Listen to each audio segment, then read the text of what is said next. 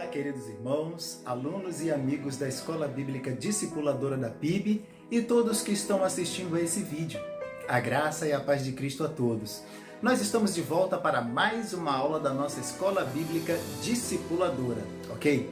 Eu e toda a equipe de professores da EBD da PIB, nós agradecemos o seu empenho, nós agradecemos a sua participação conosco durante todo esse período de pandemia, durante todo esse período de afastamento social. Nós agora estamos entrando no nosso quarto e último trimestre do ano. Com a graça de Deus. Nós tivemos algumas dificuldades, né? Tivemos alguns problemas, mas para poder chegar até aqui. Não foi preciso, na realidade, que nós nos reinventássemos, né? E nos adequássemos à atual realidade. Mas eu posso afirmar aos irmãos, posso afirmar a todos vocês que o nosso amor, ele foi maior que as adversidades, ele foi maior do que as dificuldades. E Deus honrará o seu compromisso, a sua fidelidade por ter permanecido conosco até aqui. Creia, nós sairemos fortalecidos ao final desse processo, em nome de Jesus. Eu quero aproveitar também esse momento para adiantar para os irmãos que as lições do quarto e último trimestre do ano, vencendo as adversidades, elas foram escritas por um grupo de mulheres. São irmãs professoras valorosas do nosso campo fluminense que atuam na área da educação religiosa, na área da educação cristã e teológica, né? das mais variadas regiões do nosso estado.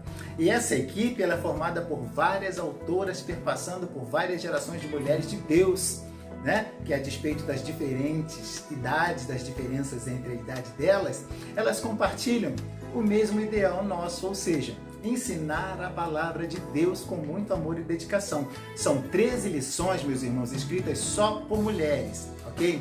E isso é algo maravilhoso, privilegiar as nossas excelentes educadoras. Eu tenho certeza de que todos nós seremos ricamente abençoados com essas lições. Todos nós seremos. Hoje, meus irmãos, nós estudaremos a nossa última aula do terceiro trimestre, a aula 13, cujo tema é Certeza do Amanhã. Certeza do Amanhã. Esta lição, meus irmãos, ela foi escrita pelo pastor Vanderlei Batista Marins. E o texto base encontra-se em Jeremias 29:11, que diz assim: Eu é que sei os pensamentos que tenho a vosso respeito, diz o Senhor, pensamentos de paz e não de mal, para vos dar o fim que desejais. Esse texto, meus irmãos, o texto da aula de hoje,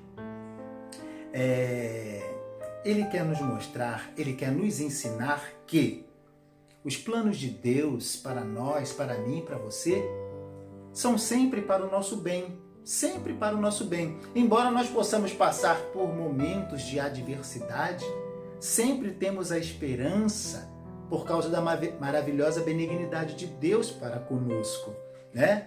E se esperarmos no Senhor com paciência e obediência, Ele sem dúvida cumprirá suas promessas e seus propósitos para conosco, de uma maneira, de um modo muito além de tudo o que pedimos ou pensamos. Muito além. Tá bom, meus irmãos? É importante que nós entendamos, meus irmãos, que tempos de restrições são sempre inquietantes, não é mesmo? Cheio de especulações e de muitas novidades. Por outro lado, também podem ser vistos como preciosas oportunidades para nós revermos muitas coisas, como, por exemplo, concertos, tomada de atitudes, ou permanecermos céticos e revoltados. A escolha é nossa, né? O povo de Israel, por exemplo, no contexto do capítulo 29 do livro de Jeremias, que nós estamos estudando, deixou de honrar ao Deus Todo-Poderoso. Eles deixaram de honrar, menosprezou a palavra do Eterno na voz dos seus profetas, serviu e adorou falsos deuses. Não é isso que a gente lê lá? Prostituiu a fé e por isso, meus irmãos, a disciplina veio em forma de dominação estrangeira, ou seja, em forma de cativeiro e humilhação. A gente vai ler isso lá no capítulo 29, que é o nosso texto da lição. Em meio a toda essa desolação, apesar do povo ter abandonado a Deus, Deus não o abandonou. Por isso, mais uma vez, lhe estendeu a mão. Observem o que o Senhor diz. O Senhor revela seus propósitos através de uma carta enviada pelo profeta Jeremias, né? Todo sofrimento vai passar. É importante destacar que existe um amanhã garantido dentro da vontade e da bondade do Senhor, né? E qual seria essa bondade, meus irmãos? Qual seria? Essa bondade é o alvorecer da esperança, né?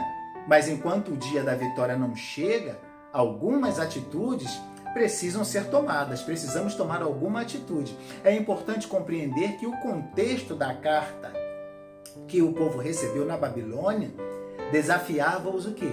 A certeza do amanhã, né? É bom destacar que, independente das situações vividas, nós não podemos perder a visão do futuro, de maneira alguma. O nosso desafio é focar além dos problemas, né? É investir no presente e confiar verdadeiramente no Senhor, como diz Salmo 125:1, que diz lá: os que confiam no Senhor são como o monte de Sião, né?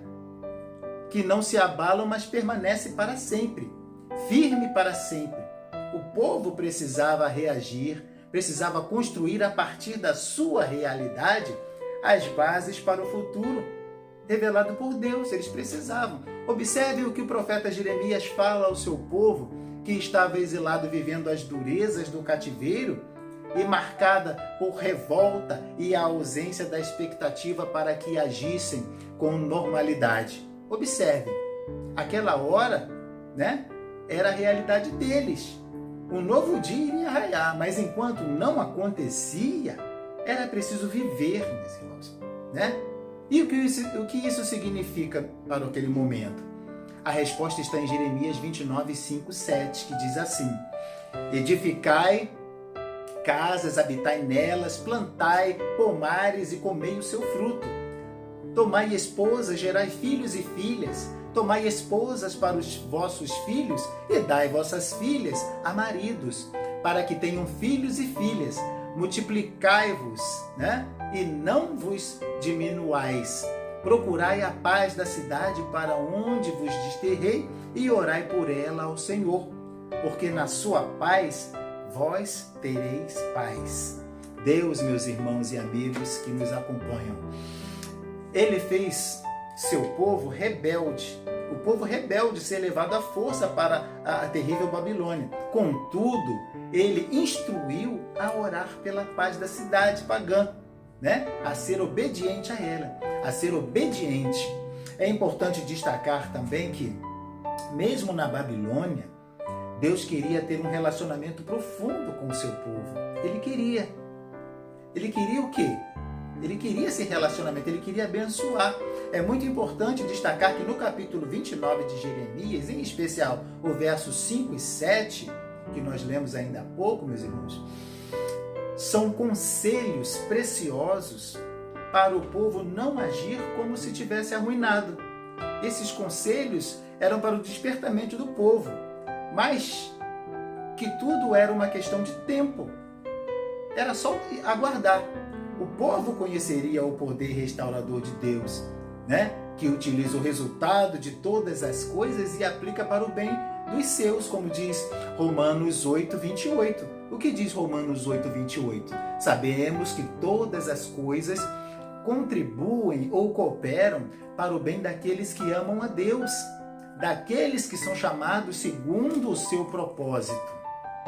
Aqueles que são chamados segundo o seu propósito. Ainda é preciso entender, meus irmãos, que o investimento ele continua, né? E que precisava também entender que o plano espiritual de Deus de forma plana, né? Plena, e eles precisavam entender, compreender isso. Eles precisavam. Era um momento em que eles precisavam ter paciência e aguardar, né? Tinham que entender que aquela cidade, no contexto onde eles estavam, era o que eles tinham no momento. Era o lugar onde a vida teria prosseguimento. E não seria possível ter uma manhã diferente se ainda continuassem como pessoas presas, amarradas ao passado, né? Aquele passado de revolta e de ódio e vingança. Jeremias, ele faz o quê? Ele antecipa a mensagem dos evangelhos. Observe o que diz Mateus 5,44. Eu, porém, vos digo, amai aos vossos inimigos e orai pelos que vos perseguem. Orai pelos que vos perseguem. Era isso que precisava acontecer. É importante compreender também, meus irmãos, que a Babilônia, aquele lugar, era apenas uma vara com a qual Deus estava disciplinando o seu povo. Era para correção, não era castigo, né? E não castigo. Disciplina, ela é diferente de castigo. Os exilados, eles deveriam adquirir o conhecimento das coisas importantes para que a vida na Babilônia, né, poderia proporcionar. Deus, meus irmãos, ele não queria que o povo ficasse à margem do progresso. Ele não queria que o povo ficasse para trás, vivendo apenas como escravos inúteis, mas que aprendessem a lidar com os negócios, por exemplo, com o comércio, né? Chegaria o tempo do retorno e então eles levariam com eles as experiências adquiridas. Era isso que Deus queria. Deus estava fazendo o quê? Estava preparando o seu povo para um novo tempo. É importante compreendermos que quando investimos na nossa vida espiritual, conseguimos vencer o medo. É importante compreender também que não importa a situação que nós temos vivido. Aprendemos com as circunstâncias, aprendemos com os nossos erros, aprendemos com os erros dos outros para não mais repeti-los, né? E precisamos tirar o melhor de cada situação, de cada dificuldade. Levantemos e nos firmemos de pé. É importante destacar que, se necessário, é necessário ficar atento quanto aos falsos proclamadores também, ou proclamadores das mensagens falidas, como diz o verso 8 e 9, né? Porque assim diz o Senhor dos Exércitos, o Deus de Israel: não vos enganem os vossos profetas que estão no meio de vós, nem os vossos adivinhos, e nem deis ouvidos aos vossos sonhadores que sempre sonham segundo o seu desejo, porque falsamente vos profetizam eles em meu nome. Eu não os enviei, diz o Senhor. Ou seja, eles eram enganadores. É importante observarmos ainda, meus irmãos, que desde o Éden já surge o fake, já surge a mentira. Desde o Éden, essas mentiras falidas, elas são divulgadas desde o Éden. Lá no livro de Gênesis 3, bem no início, a gente pode ler isso, né? Nós vemos uma clara demonstração do engano e de morte. E ao final, quando damos ouvido e fazemos a escolha errada. Foi o que aconteceu com Adão e Eva, né? O tentador, ele sabia que a proposta feita ao primeiro casal, que eram Adão e Eva, não funcionaria. O tentador sabia. Não deu certo para ele, que for expulso da presença de Deus, né? Assim como não deu também para as vítimas da sua falsa mensagem, como diz Gênesis 3, 23, 24. Quando a gente lê lá, a gente observa isso.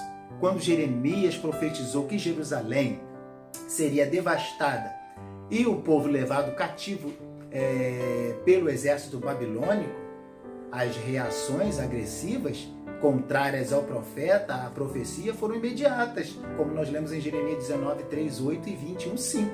Nesse tempo, vários impostores se levantaram com mensagens atraentes ao povo, dizendo que não era bem assim conforme o profeta falou. Olha os enganadores tentando atrapalhar o povo de Deus. Destacamos aqui alguns nomes como proclamadores de mensagens falidas. Por exemplo, Ananias, você pode ler em Jeremias 28, 1, 4, que ele recebeu a sua devida punição naquele momento. Lá você lê também Jeremias 28, 15, 17. Acabe, Zedequias, Semaías, a gente lê em Jeremias 29, 1. Enfim, a mensagem do falso profeta parece ser verdadeira. É atraente, agradável e aparente, agradável e cheia de esperança, mas não passa de uma cilada, de uma armadilha, né? E isso é veneno para a alma, né? E para a nossa deformação da fé. Como lemos em Jeremias 23, 32. Eis que eu sou contra os que profetizam sonhos mentirosos, diz o Senhor, e os contam, e com suas mentiras e leviandades fazem errar o meu povo, pois eu não os enviei, nem lhes dei ordem, e também proveito nenhum trouxeram a este povo, diz o Senhor. Observe o que o texto está dizendo, meus irmãos. Ainda é muito importante destacar que foi por isso que o Senhor preveniu o seu povo contra o perigo das coisas fáceis, por parte de alguns que se levantaram para contrapor a vontade de Deus. Aqueles se levantam contra a vontade de Deus anunciada pelo profeta. Observe o que diz. Quanto a esses, a recomendação foi: não deis ouvido. Jeremias 23, 16. Depois você pode conferir lá. O povo precisava aprender a ficar atento e voltar-se para o Senhor e não se deixar levar pelos impostores. Precisava também ter os pés no chão, ter firmeza na fé e certeza do amanhã para não ser enganado, para não ser devorado pelos lobos vestidos de ovelhas, como diz lá em Mateus 7,15, né? E pelos contadores de sonhos, aqueles que ficam contando sonhos, né? Mensageiros irresponsáveis, são irresponsáveis. É importante também que nós entendamos, meus irmãos, que em todos os tempos, para quem crê na intervenção divina e tem certeza do amanhã, só existe uma fórmula para se proteger desses falsificadores da palavra. Só existe uma forma, né? Só uma. Agora você me pergunta, que fórmula é essa? Né? É o conhecimento da suficiente e eterna palavra de Deus. A palavra de Deus. Essa é a fórmula. Façamos como os bereanos, a igreja de Bereia, né? Conferindo todas as coisas na palavra para ver se estava conforme diz lá em Atos 17:11. Ora, esses de Bereia, né? Eram mais nobres do que os de Tessalônica, pois eles receberam a palavra com toda a avidez, examinando as Escrituras todos os dias para ver se as coisas eram de fato assim, né? Para ver se era assim. É como eu sempre digo, aquele que não lê é obrigado a acreditar no que dizem, no que lhe dizem. Essa que é a verdade. Assim sendo, meus irmãos, permaneçamos firmes, né, na lealdade ao Senhor e na sua palavra. É importante que nós compreendamos também que mesmo que a palavra do Senhor nos pareça dura, nos pareça um pouco pesada, Ele sabe o que diz e por que diz, né? Verdadeiramente, Ele sabe o que eu e o que você, o que nós precisamos ouvir. Ele sabe, né? Quando lemos Jeremias 29, do verso 10 e verso 11, nós vemos uma promessa. Ali está relatada uma promessa. Deus, Ele garantiu ao seu povo que o conduziria no retorno à sua terra. Não é isso? Não é isso que nós lemos? Seria maravilhoso, né? E consolador poder viver o amanhã sobre um novo olhar, sobre uma nova perspectiva, né? Seria maravilhoso você trocar a tristeza do cativeiro sendo suplantada pela alegria da liberdade, a terra estranha, né, pela terra de origem, e as noites sombrias de sofrimento pela aurora de um novo dia. Não seria maravilhoso? Isso, meus irmãos, seria realmente maravilhoso. Certamente que sim. Como bem afirmou o poeta sacro em um dos mais belos hinos do nosso inário, que diz assim: Jerusalém, Jerusalém, teu dia vai raiar. Lindo, né? Nós, meus irmãos, nós podemos crer nesse Deus de promessas e crer nas promessas do Deus, pois Ele cumpriu, cumpre e cumprirá cada uma delas na minha vida, na tua vida.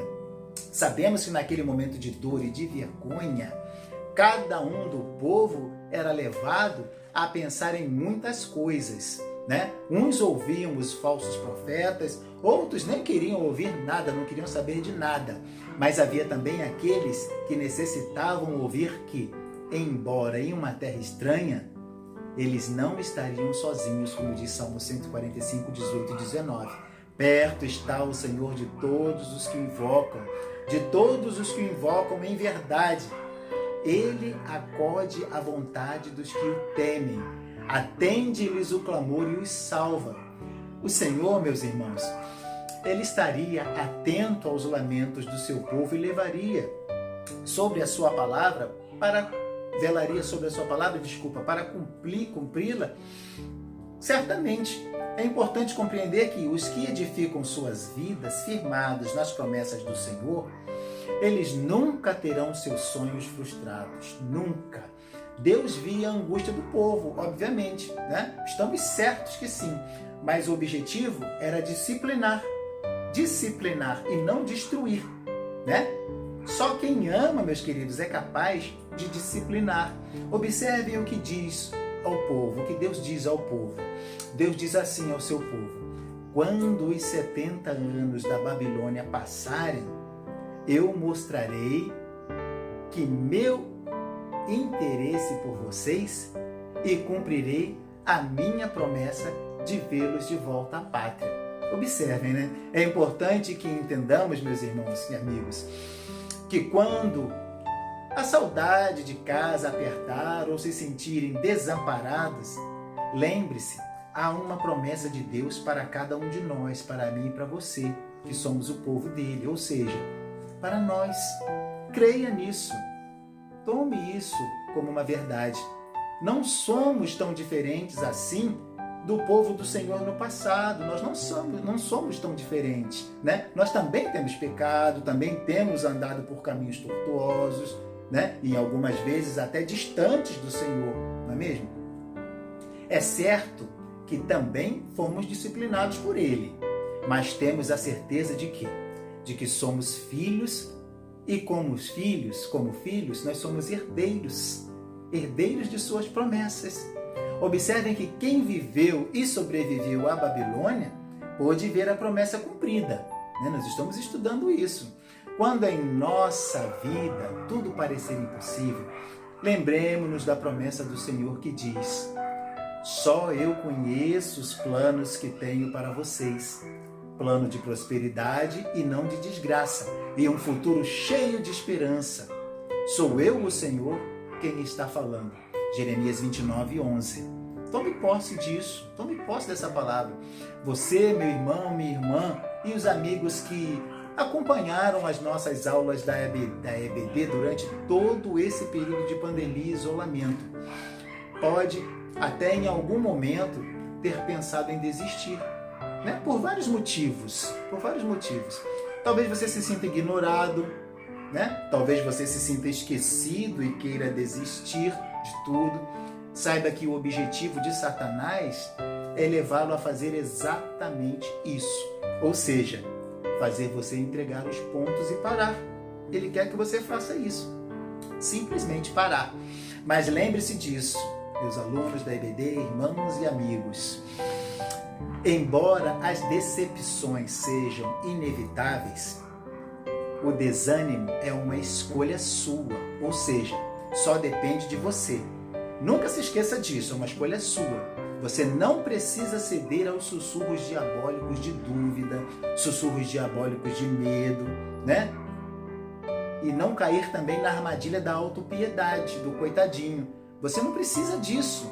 É só observar o que nós estudamos hoje. Nós estudamos o que na aula de hoje? Que durante um momento que foi muito difícil na história de Israel, o que aconteceu ali? Deus orientou Jeremias a falar o quê? Palavras de esperança e de encorajamento. Nós já falamos sobre isso na aula passada, se eu não me engano, acho que foi na aula 9. Depois você pode conferir lá no canal do YouTube. Observem o que Jeremias diz lá em 29:11, né? Eu é que sei os pensamentos que tenho a vosso respeito, diz o Senhor.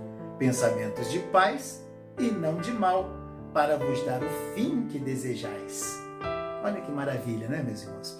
Os israelitas, meus irmãos, eles poderiam evitar o desânimo ao lembrar-se de que Deus tinha planos maravilhosos para o futuro deles. Eles poderiam ter evitado, né? Se estudarmos um pouco melhor, um pouco mais o livro, nós veremos que na Babilônia, Israel reestruturou sua fé, né? E redescobriu sua profunda necessidade do Senhor. Nós, meus irmãos, eu e você, devemos fazer o mesmo. Se quisermos atingir o nosso potencial, meus irmãos, precisamos entender uma verdade muito importante. Deus é por nós. Ele não é contra nós. Ele usa as provações para nos colocar na posição para uma bênção maior. e até em momentos de grande decepção, nós podemos confiar que Ele tem em mente o melhor para nós e fará com que todas as coisas cooperem para o nosso bem. Nós precisamos crer nisso e precisamos descansar nisso. É importante que compreendamos que Deus, Ele sabe como quer usar a decepção e a dificuldade em nosso benefício, ou seja, para nos ajudar.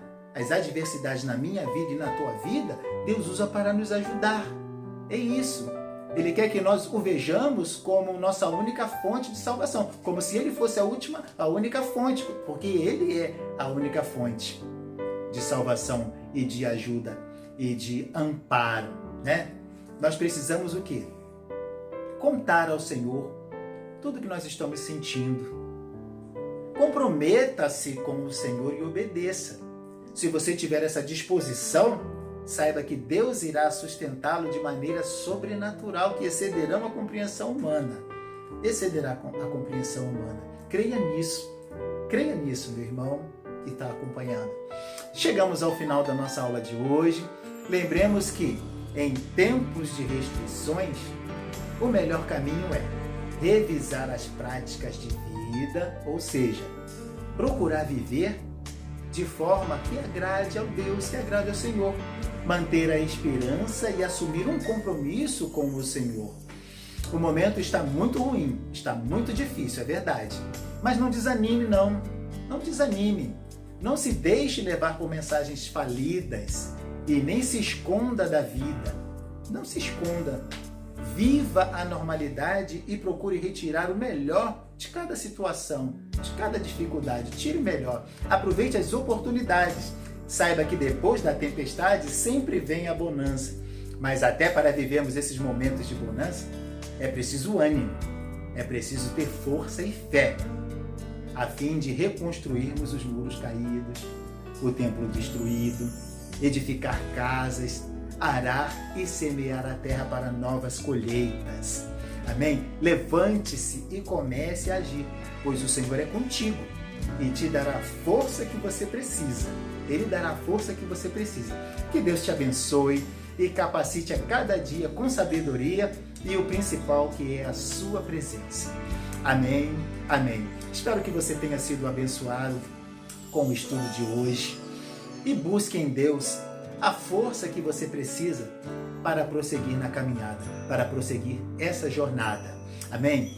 Quero lembrar a você que ainda não conhece o nosso canal, que esta lição de hoje e todas as demais aulas da nossa EBD da PIB, elas se encontram no YouTube, no canal Reflexões para a Vida. Reflexões para a Vida, professor Luiz Matos. Ative o sininho, inscreva-se primeiro e ative o sininho para receber as notificações de novos vídeos, de novas postagens, tá bom? Eu quero informar também para você que na próxima aula já será a aula de quarto trimestre, tá? O quarto e o último trimestre. Então, receba o meu fraterno e caloroso abraço e até o nosso próximo encontro, se assim o Senhor nos permitir. Amém.